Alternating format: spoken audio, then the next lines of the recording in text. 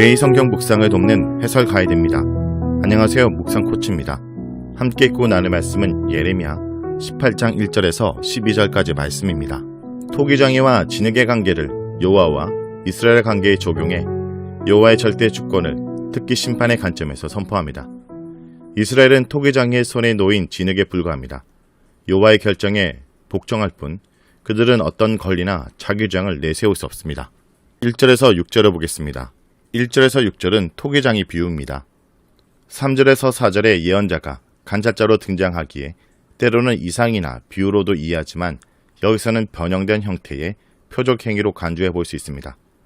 여호와께서 예레미야에게 토기장의 집으로 내려가 그곳에서 말씀을 기다리도록 명령하십니다. 물을 많이 사용하는 토기 공장은 물을 구하기가 비교적 용이했던 예루살렘 성 남쪽이나 남동쪽의 골짜기에 모여 있을 것입니다. 토기장의 집으로 내려간 예레미야는 농로에 일하는 토기장을 시켜봅니다. 한 손으로는 농도를 돌리고 다른 한 손으로는 그릇의 모양을 빚기에 처음 생각대로 잘 만들어지지 않습니다. 토기장이는 마음에 드는 그릇이 나올 때까지 작업을 되풀이했습니다.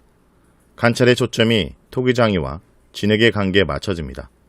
토기장이는 자기 눈에 드는 대로 진흙으로 그릇을 만들었습니다. 진흙은 토기장의 손에 있는 재료로 토기장의 생각에 따라 이런저런 그릇으로 만들어집니다. 약속된 말씀이 토기장의 작업을 지켜보는 예언자에게 주어집니다. 여호와께서 예레미야가 관찰한 내용을 신학적 비유로 해석해 주십니다. 6절에 이스라엘 족속아 이 토기장이가 하는 것 같이 내가 능히 너희에게 행하지 못하겠느냐.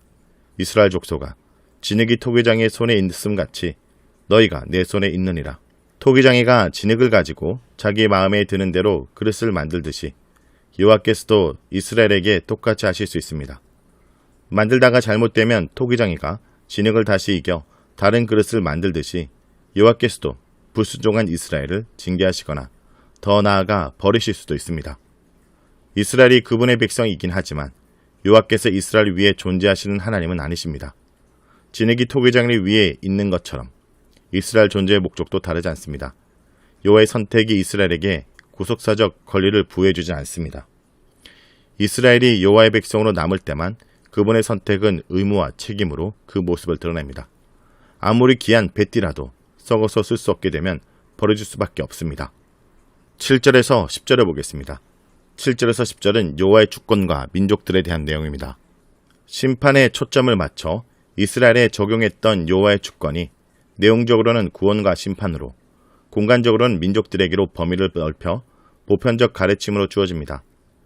이스라엘의 구원과 심판을 결정하시는 여호와는 마찬가지로 민족들의 심판과 구원을 결정하시는 분입니다.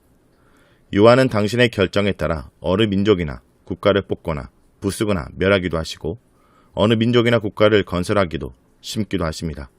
그분의 통치권은 이스라엘의 울타리에 한정하지 않고 온 세상에 미칩니다. 이스라엘의 하나님은 민족들의 하나님이시기도 합니다. 민족들이 섬기는 우상들은 헛것이기에 이들의 운명에 아무런 영향을 미치지 못합니다. 절대 주권자로 땅의 역사를 주관하시는 여호와만이 이들의 멸망과 구원을 결정하십니다. 물론 그분의 의지와 결정은 벗겨낼 수 없는 운명의 권리는 아닙니다. 그분은 한번 결정이 내려지면 모든 것을 그 결정에 내맡기시고 냉정하게 눈을 감는 분이 아닙니다. 하나님의 심판 의지와 구원 의지는 민족들의 반응에도 개방적입니다. 8절에 만일 내가 말한 그 민족이 그의 악에서 돌이키면 내가 그에게 내리기로 생각했던 재앙에 대해 뜻을 돌이키겠고 10절에 만일 그들이 나보기에 악한 것을 행하여 내 몫을 청정하지 아니하면 내가 그에게 유익하게 하리라고 한 복에 대하여 뜻을 돌이키리라. 이스라엘 회개에 긍정적으로 반응하시는 하나님은 민족들의 회개에도 마찬가지로 응답하십니다. 이들이 죄에서 떠나 돌이키면 그분은 이들에게 내리기로 결정한 재앙에 대해 마음을 바뀌실 수도 있습니다. 또 이스라엘 구원이 무조건적이지 않은 것처럼 민족들의 구원도 다르지 않습니다.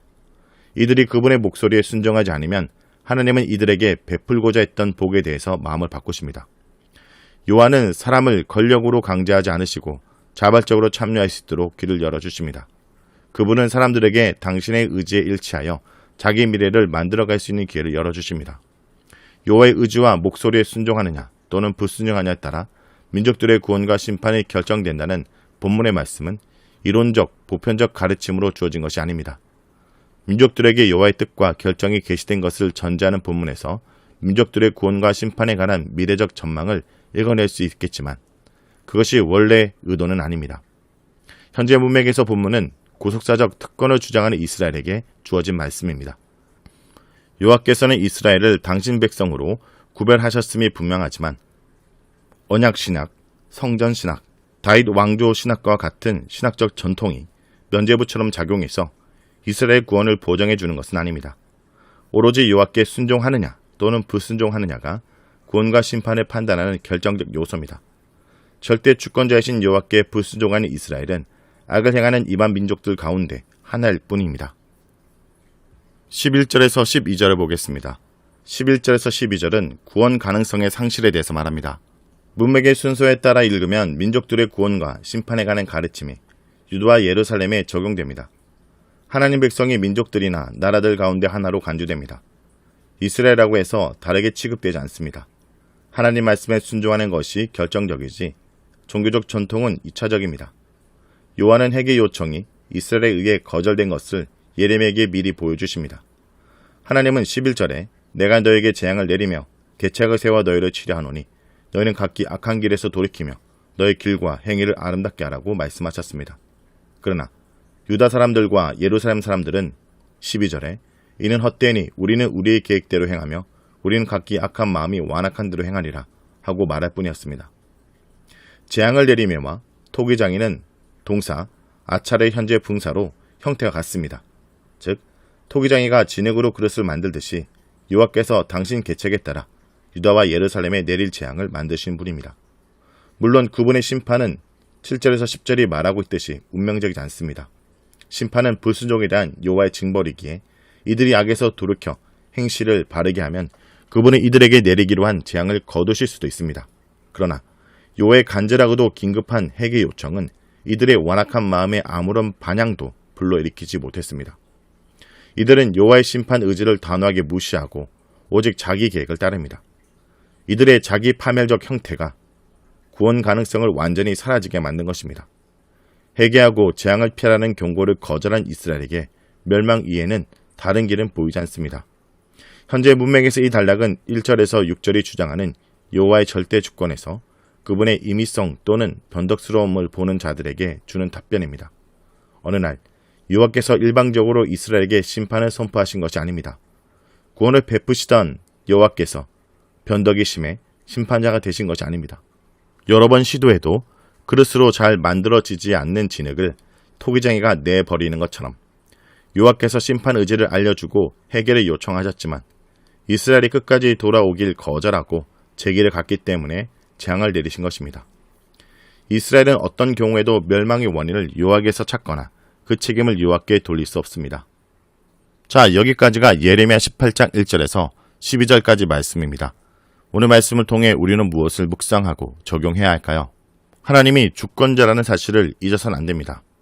토기장이가 흙을 마음대로 다루면서 자기가 원하는 것을 만들듯이 하나님도 온 세계를 자신의 뜻대로 통치하며 주도하십니다. 그러므로 우리가 해야 될 것은 주님 앞에 우리의 뜻대로 자기 주장할 것이 아니라 주의 뜻대로 살기로 결단해야 되는 것입니다.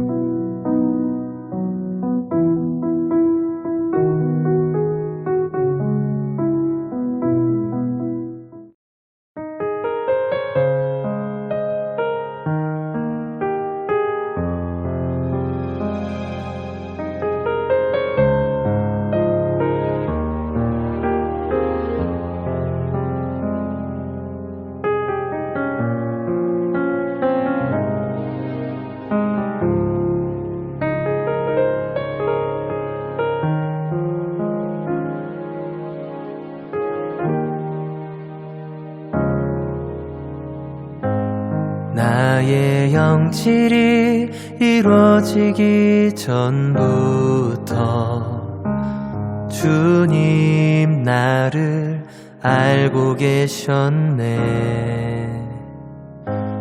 나의 시간이 시작되기 전부터 주의 책에 기록하셨네.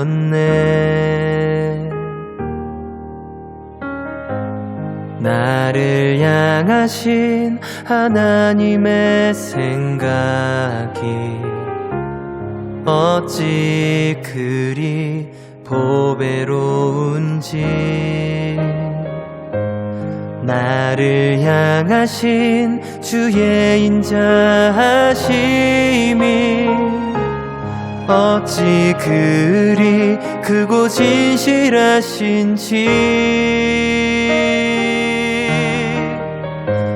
나는 주의 것, 항상 주의 것, 세상 끝에 나거할지라도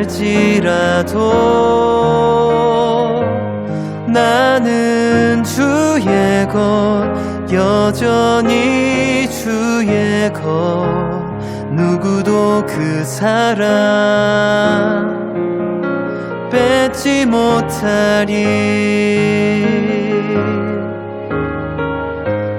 나는 주의 것, 항상 주의 것, 세상 끝에 나거할지라도 나는 주의 것, 여전히 주의 것, 누구도 그 사랑 뺏지 못하리.